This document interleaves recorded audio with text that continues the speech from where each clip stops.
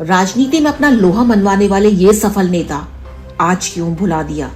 देखिए हमारा प्रोग्राम क्यों भुला दिया। देखिए आई ऑफ ट्रुथ पर।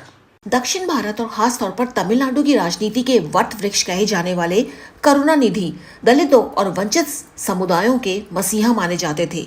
उनकी पार्टी पहले विश्वनाथ प्रताप सिंह, फिर अटल बिहारी वाजपेयी और मनमोहन सिंह की मिलीजुली सरकारों में रही, पर उन्होंने अपने सम्मान और नीतियों से कभी भी समझौता नहीं किया। करुणानिधि का जन्म एक पिछड़ी जाति के परिवार में हुआ था। अपनी किशोर अवस्था में ही वह पेरियार ईवी रामासामी के सामाजिक न्याय आंदोलन में शामिल हो गए थे।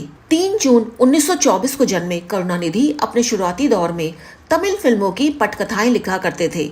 उस समय करुणानिधि और एम.जी. रामचंद्रन नजदीकी दोस्त हुआ करते थे। उनकी मित्रता राजनीतिक कारणों से दुश्मनी में बदल गई। करीब 19 साल तक तमिलनाडु के मुख्यमंत्री रहे करुणानिधि और उनकी राजनीति में जाति, धर्मनिरपेक्षता, क्षेत्रीय पहचान का गहरा असर था। करुणानिधि की राजनीतिक विरासत को लेकर उनके 2 बेटे एम.के. अलागिरी और एम.के. स्टालिन में संघर्ष काफी समय तक चला, पर इस संघर्ष में हमेशा छोटे बेटे स्टालिन भारी पड़े।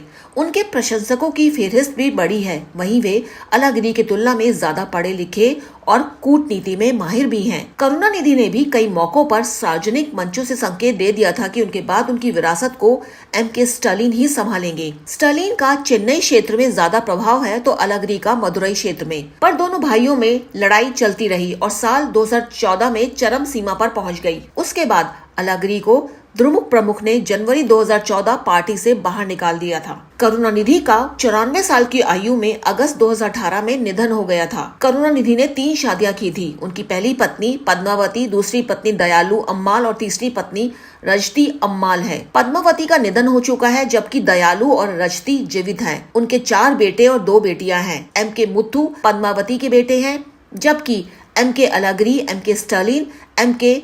तमिल रासू और बेटी सेल्वी दयालु अम्मल की संतानें हैं। करुणानिधि की तीसरी पत्नी रजती अम्माल की बेटी कनीमोझी हैं।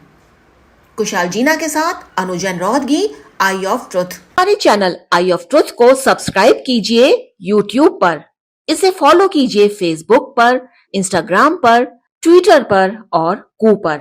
हमारे चैनल के बारे में फीडबैक देने के लिए हमें मेल कीजिए ioftruth.6@gmail.com पर।